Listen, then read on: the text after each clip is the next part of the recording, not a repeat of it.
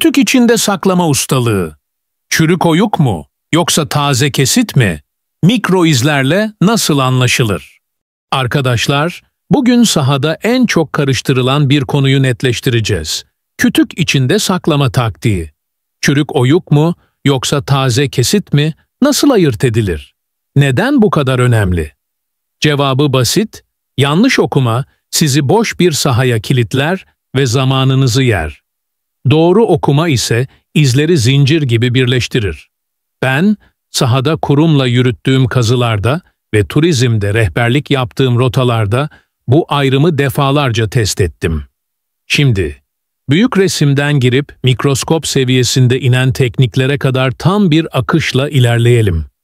Anlattıklarım ikonografiyle, dönemsel malzeme kültürüyle ve arşiv kayıtlarıyla destekli. Her paragrafta uygulayabileceğin pratikler var. Sonda sizi küçük dikkat testleri ve etkileşim sorularıyla yoklayacağım. O nedenle beni çok dikkatli dinleyin. Hazırsanız başlıyoruz.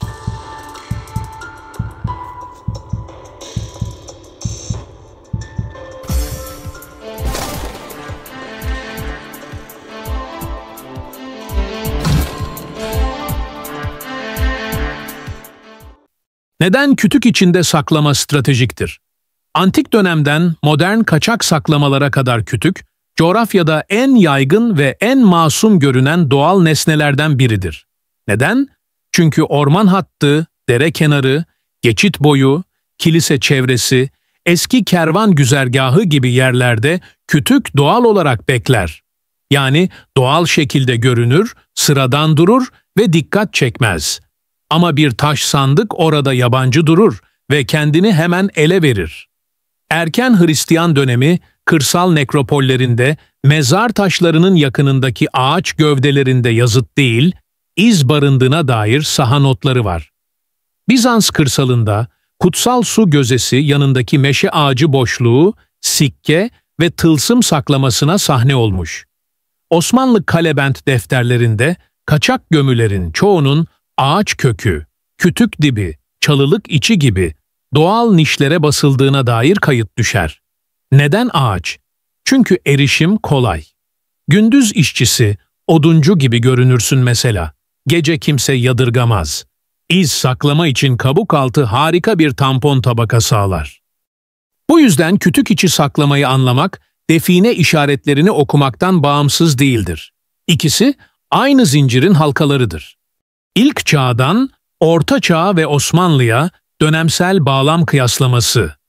İlk çağda, özellikle Karadeniz kolonileri çevresinde, kıyı ardındaki tapınak koruları adak ekonomisinin parçasıydı. Ağaçlara çaput bağlama ve adak gömme alışkanlıkları, kabuk altına küçük metal adaklar koymaya evrildi. Roma ve geç antik dönemde, yol kenarı kutsal ağaçları üzerinde oyma çentiklerle yön ve mesafe kodlanırdı. Bizans kırsalında, ikonografik yasak dönemlerinde kabuk altı işaretler, Hristogramın sadeleştirilmiş halleri olarak karşımıza çıkar.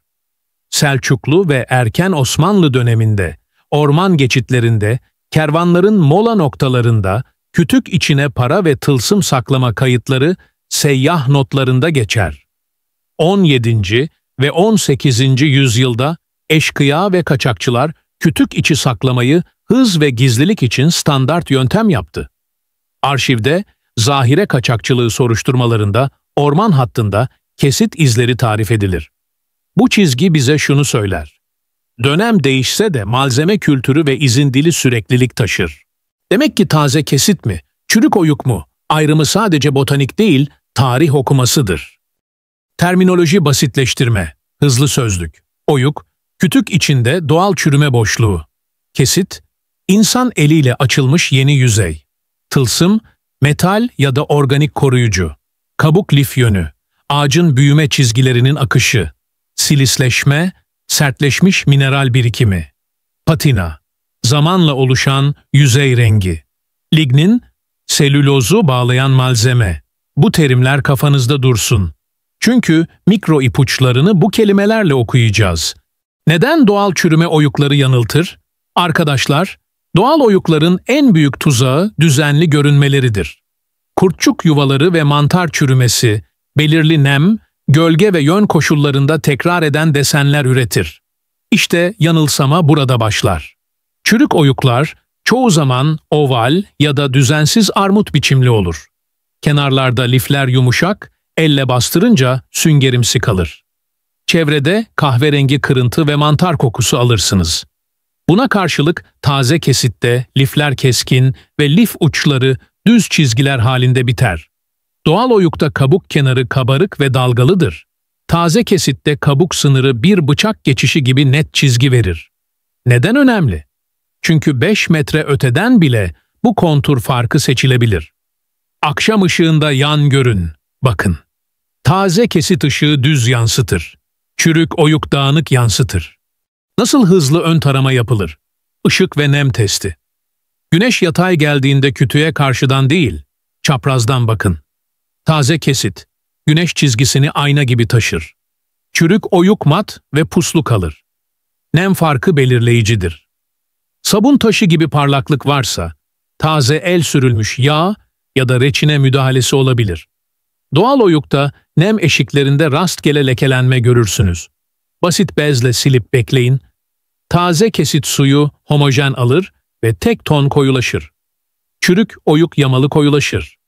Nedeni ise lif bütünlüğü bozulduğundan kapilarite düzensizdir. Bıçak ve ağaç kesim izleri. Mikro okuma. Taze müdahale bıçak izleri paralel çizgiler olarak görünür. Metaller uçta mikro yırtık yapar. El süpürmesiyle gitmeyen ince çizgiler bunu verir. El yapımı keskiler geniş, tek yönlü hat bırakır. Balta yüzeyi hilal hilal yerler açar. Testere izleri ritmik, aralıklı dalga gibidir. Doğal çürüme bu düzeni vermez. Peki neden? Çünkü böcek yerleri fraktal dağınıklıktadır. Elinizde büyüteç yoksa telefonun makrosunu kullanın. Kenarlara yakın yerde lif kopması yönü size keskinin geliş yönünü söyler. Sağ elli usta saat yönünde döner ve lif ucunda kanca gibi kıvrım bırakır. Bu ayrıntı saklama kapağının hangi taraftan çekileceğini de fısıldar. Kabuk altı hatırlatıcı işaretler, gizli dil. Birçok saklama kapak hattını kamufle etmek için kabuk altına iğne ucu çizikler bırakıldı. Neden? Gece geri dönüldüğünde el yordamıyla yer bulunabilsin. Bu çizgiler çoğu zaman dik kesitten 2 parmak üstte ve 1 parmak altta çift paralel ince çizgi şeklinde olur. Bizans köy hattında kabuk altına basit haç ya da X işareti görülür. Osmanlı döneminde yatay tek çizgi sık. Eşkıya gruplarında 3 nokta şablonu kullanıldığı arşiv ifadelerine yansımış, saha pratiğinde bu çizgiler kabuk kalkınca ortaya çıkar. Bu yüzden kabuğu zorla soyup doğaya zarar vermeden önce kenarda zaten kabarmış yerleri kontrol edin. Yön ve konum mantığı.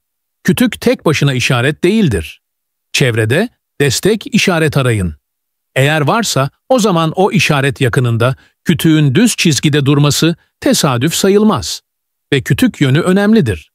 Neden? Çünkü yön okuma size bir sonraki durağı verir. Kuzey yamaçta yosun normaldir. Ama kütüğün gölge çizgisi mevsime göre başka yere düşer. Yaz gölgesi kısa, kış gölgesi uzundur. Kesit izi gölge sınırında kalacak şekilde ayarlanmışsa, bu insan eli işidir.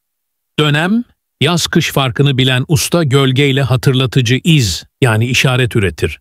Bu, zekice bir planlamadır. Dönemsel malzeme kültürü, kütük kapaklarının iç yapısı. Erken dönemlerde kapak altına toprak kap koyma yaygındır. Roma ve Bizans, küçük terrakotta yağ lambası ya da küçük amfora parçasını kokuyu bastırmak için kullanırdı. Osmanlı'da astar katmanına yağlı bez konurdu. Peki neden? Nemden yalıtım için. Kimi örnekte keçi yünü dolgu görürüz. Bu malzeme kültürü size dönemi verir. Terrakotta parçasını gördünüz mü? Kap yüzeyinde mikroskobik kum tanelerindeki kuvars kırıkları Roma-Bizans hattını işaret eder. Bez dokuması saç örgüsü gibi sık ise 19. yüzyıl. Yün lifinin sararmış ucu eski oksidasyon izidir. Koku ve reçine ipuçları. Arkadaşlar, taze kesitte reçine kokusu keskindir. Ama asıl dikkat edilmesi gereken reçinenin yönlü akışıdır. Çentik üstünde ince, camlaşmış reçine tabakası ve altta damla izleri görürseniz, yakın zamanda güneş ısısı yemiş bir müdahale vardır. Doğal çürümede koku, küf ve toprak karışımıdır. Parmakla sürtün, taze kesitte parmak parlaklaşır. Çürümede tozlu kalır. Nedeni, liflerin yağ emme kapasitesidir. Metal dedektör ve manyetik okuma uyarısı. Teknoloji cazip ama tek başına körleştirir. Kütük çevresi metal doludur. Mermi kovanı, tel, çivi ve değişik metaller olabilir ve bizi yanıltır. O nedenle dedektörü düşük hassasiyete alın ve hedef boyutunu daraltın. Enine tarama yerine çapraz grid uygulayın. İletkenliği yüksek sinyal, dar ve kararlı ise küçük bir kapsül olabilir. Kaotik geniş sinyal hurda olasılığını artırır. Toprak mineralliği yüksekse yalancı sinyal artar. Yanınızda referans parça taşıyın, aynı zemin üzerinde kalibre edin. Nem ölçer ve ısı kamerası kullanımı. Küçük bir pin tipi, nem ölçer hayat kurtarır. Kesit yüzeyinde nem yüzdesi, çevreye göre anormal düşükse yakın zamanda ısı görmüş olabilir. Isı kamerası ise gece daha iyi çalışır. Çünkü taze kesit, gündüz ısıyı emip gece yavaş salar. Termal görüntüde gecikmiş, soğuma lekesi verir. Doğal oyukta iç kısım boş ama kenarların ısı deseni yumuşaktır. Ama kesitte sınır serttir. İkonografi ve işaret dili kesişimi. Terazi işareti denge ve iki nokta arasında eşitlik demektir. Kütük içi saklamada iki kütük kullanılmış olabilir. Birinde boş, birinde dolu. Peki neden? Sebebi bizleri yani takipçiyi yanıltmaktır. Balık işareti su ve yol anlamı taşır. Suya paralel kütük zinciri yön verir. Haçın sade hali, sap ve kol oranına göre mesafe ve derinlik kodlar. Sap kol oranı 1'e 1 ise 1 adım, 2'ye 1 ise 2 adım gibi pratik formüller sahada çalışır ama kesin değildir. Her zaman çevresel bağlamı tartın. Bu arada 1'e 1 ve 2'ye 1 konusunu da netleştireyim. Sap, kol oranı ifadesi, sahada gördüğün işaretlerde, özellikle terazi, balta, haç, çapa, T işareti, çengel ve benzeri. Ana gövdeyi oluşturan sap ile yan parça ya da çıkıntı olan kolun uzunluklarının birbirine oranını anlatır. Define işaretleri yorumlarında bu oran, bazen yön ve mesafe tahmininde pratik kural olarak kullanılır. Örneğin 1 denirse sap uzunluğu ile kol uzunluğu eşit demektir ve pratikte işaretten bir adım uzaklıkta hedef denenir.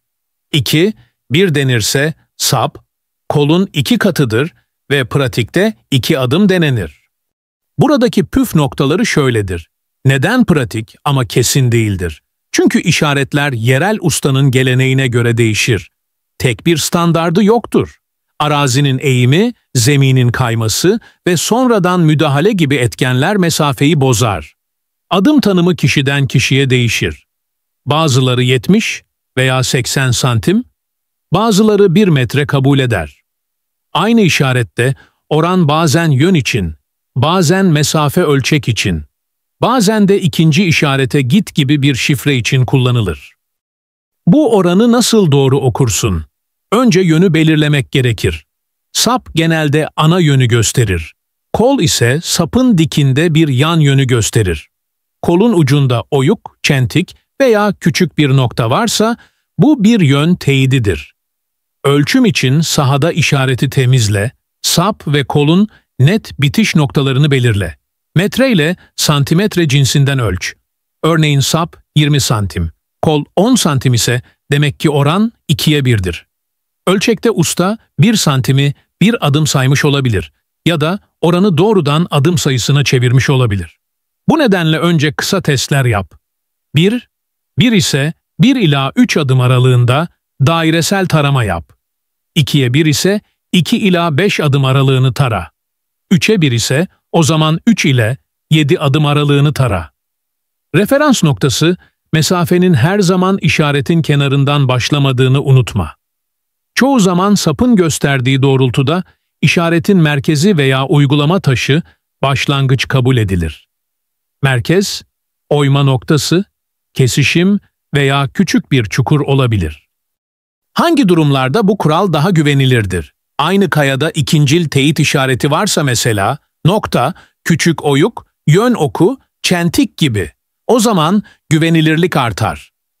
Yakın çevrede dur işareti yani durdurucu, oyuk, çukur veya tamamlayıcı, nokta, üçgen, küçük haç bulunuyorsa yorum güçlenir.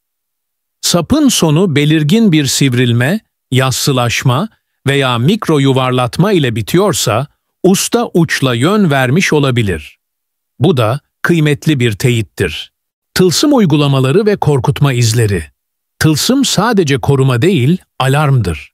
Kütük kapağı altına yerleştirilen küçük kurşun levhalar üzerinde kazınmış yazılar görülebilir.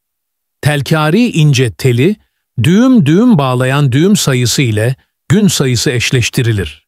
Bir düğüm, bir gün. Geri dönüş gününü kodlar. Kimi örnekte küçük ayna parçası ve küçük kemik parçası bulunur.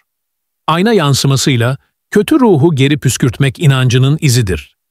Bunları görünce bilimsel yaklaşın. Fotoğraflayın, konumu kayıtlayın, dokuyu bozmayın.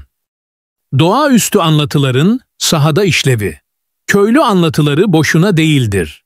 Issız bir ormanda geceleri ışık görünür, ağaç inler gibi ses çıkar denir mesela. Nedeni ya gaz çıkışı ya da rüzgarın gövde içi rezonansıdır.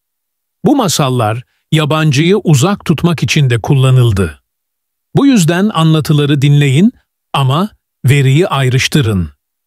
Hikayede tekrar eden yön kelimeleri ipucudur. Çeşme üstü, eski değirmen yanı, şimşek düşen ağaç gibi motifler yer tarifi verir, bunu da unutmayın. Ağaç türüne göre mikrofarklar. Meşe lif yapısı sıkı, kesit yüzeyi granüllü, patina hızla koyulaşır. Çam reçine zengindir. Taze kesitte sarı parlak damarlar görürsünüz. Ladin lifleri daha düz. Keski izi temiz okunur. Kestane çürümesi hızlıdır. Doğal oyuk çabuk genişler. Tür tanımı yapmadan yorum risklidir. Türü tanımak için kabuk desenine, yaprak döküntüsüne, kozalak ya da meyve kalıntısına bakın.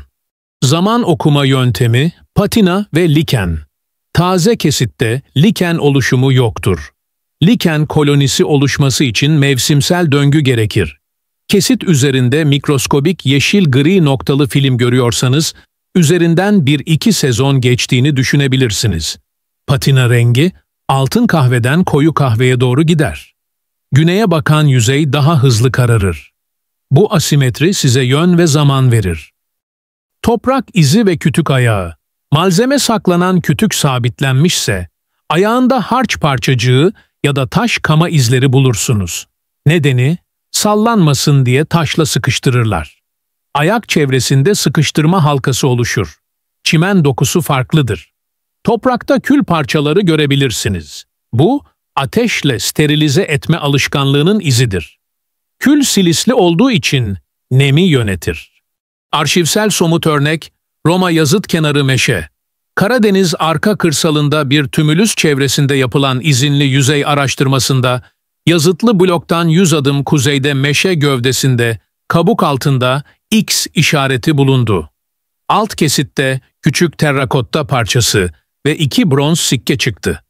Sikkeler geç Roma dönemine aitti. Terrakotta kap yüzeyinde mavi-gri slip izleri mevcuttu. Slip rasyo analizi geç 3. yüzyıl aralığını doğruladı.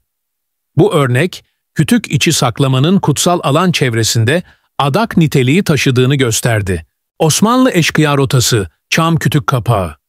Dağ geçidinde yolun en dar yerinde 2 çam kütükten birinde kesit izi vardı. Bıçak izleri paralel ve sağdan sola eğimliydi. Sağ elini kullanan bir ustanın izi olduğunu doğruladı. Kapak altında yağlı bez, 2 gümüş akçe ve küçük kurşun levha. Levhada 3 nokta ve kısa çizgi. 3 gün sonra buluşma kodu yorumlandı. Bez, lif analizi, pamuk keten karışımı verdi. Bu da 18. yüzyıl sonu pratiğini işaret etti. Kilise çevresi, mezar dizilimi ve kütük bağı. Kilise çevresindeki mezarların yerleşimi dönemlere göre değişir. Erken dönemde mezarlar kilise duvarına paralel ve giriş aksında yoğunlaşır. Geç dönemde yan hatlara kayar. Kütük yerleştirmeleri çoğunlukla giriş hattını kesen noktada olur. Peki neden?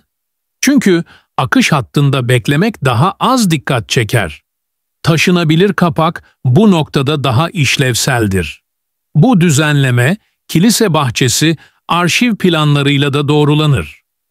Mikro ipuçlarında sıralı kontrol listesi.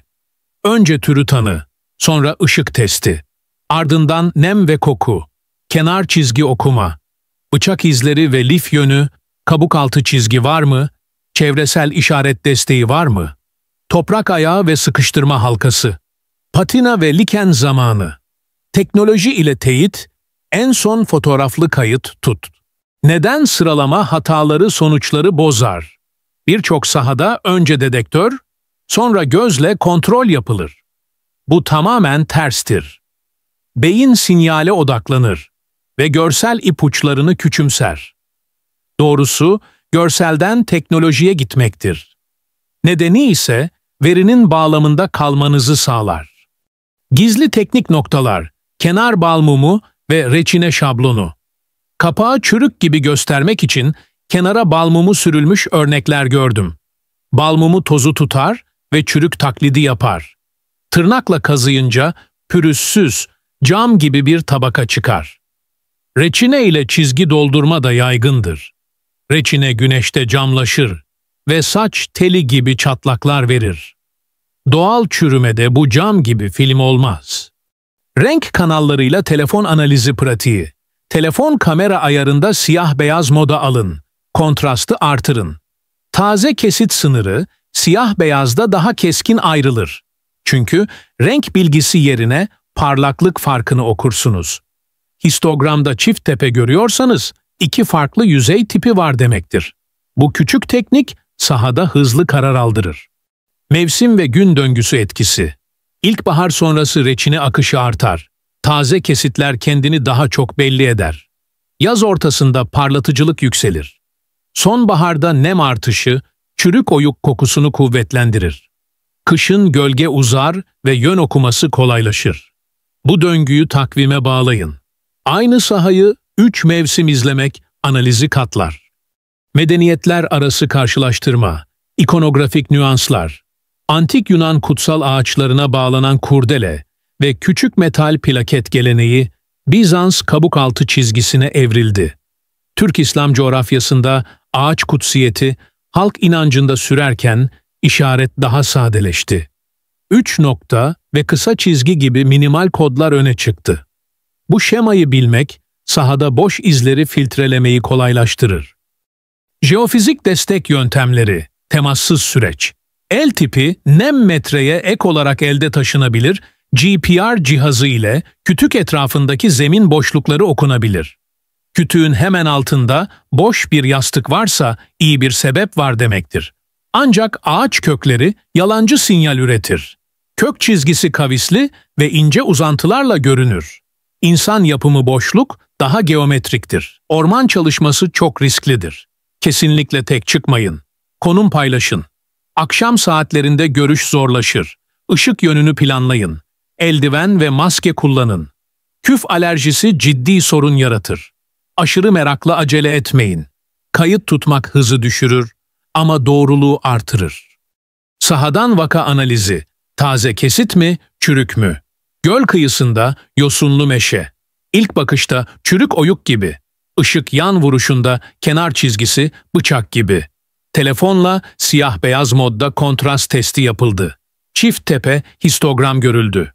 Koku testi reçine yerine küf verdi. Nem ölçer, kenar %19, ortası %11. Bu asimetri taze kesite değil, çürüye işaret ederdi. Kenarda bal mumu izi yok. Sonuç, doğal çürüme. Bu örnek, tek ipucuna yaslanmanın riskini gösterir. İkinci vaka, kesit kapak altında tılsım, sırt hattında çam, kesit yüzeyinde paralel bıçak izleri ve reçine camlaşması. Kabuk altı çift çizgi, Ayağında taş kama. Kapağı kaldırmadan önce fotoğraflama yapıldı. Altında yağlı bez ve küçük kurşun levha. Levhada 3 nokta ve X. Yön okuması bizi derenin karşı yamacındaki ikinci kütüğe götürdü. Zincir mantığı çalıştı. Sahada pratik ekipman listesi. Minimal set, el feneri, sarı ve beyaz ışık, pin tipi nem ölçer, cep büyüteci, eldiven ve maske, telefon tripod, ahşaptan kısa metre, şerit metre, not defteri ve kalem, küçük fırça, yumuşak bez, dedektör, delici ve kesici alet edevat, ip, emniyet kemeri, mesafe ölçer lazer, ısıya duyarlı kamera, dürbün. Bu setle %80 doğru gözlem yapılır. Mantık zinciri nasıl kurulur?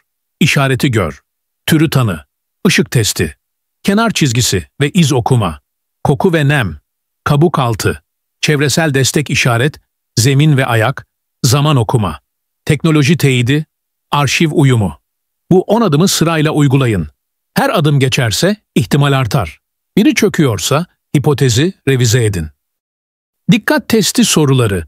Evet arkadaşlar, bakalım anlattıklarımı ne kadar dikkatli dinlemişsiniz. Birkaç soru ile bunu anlayalım. Bir kütükte yan ışıkta çizgi ayna gibi parlıyorsa bu taze kesit mi, çürük mü?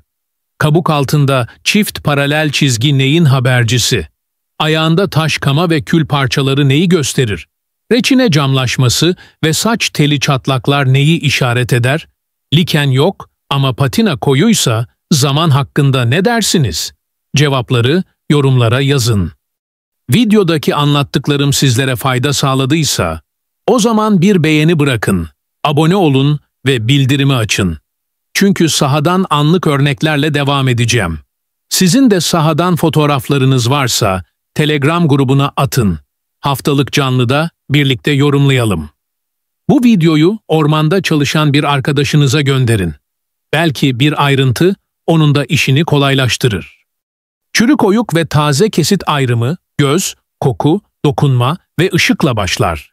Mikro ipuçları, bıçak izleri, lif yönü, patina ve reçine ile derinleşir. Dönemsel malzeme kültürü ve ikonografik dil ipuçlarını bağlar. Teknoloji, dedektör ve termal süreci teyit eder ama yerine geçmez. Arşiv ve saha hikayesi bağlamı tamamlar. Neden bu kadar net anlattım? Çünkü sahada hızla karar vermek gerekir.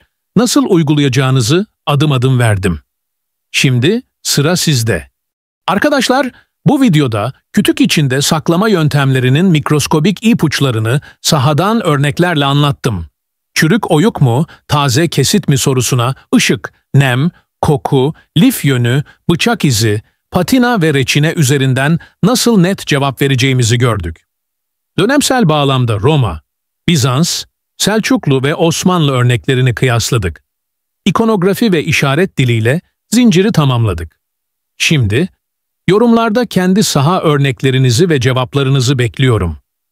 Beğenmeyi, abone olmayı ve bildirimi açmayı unutmayın. Daha fazla konu ve bilgi için kanalımızın oynatma listesine göz atın. Bir sonraki videoda kilise çevresi, mezar dizilimleri ve ağaç işaretleri ilişkisini sahada göstereceğim. Bir dahaki videoda görüşmek üzere. Hoşça kalın.